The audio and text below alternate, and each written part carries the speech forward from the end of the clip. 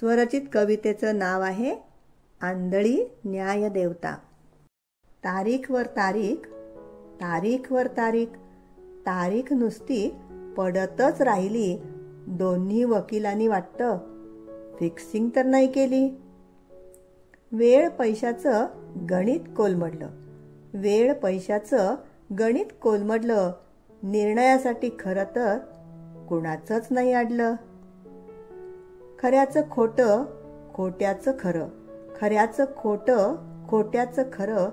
खेळ जमला मस्त दोघांचा, दिशाभूल करण्यात आहे हातखंडा यांचा।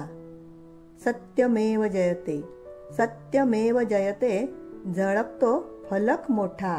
आंधळी न्यायदेवता उचलेल का डोळस वाटा। धन्यवाद।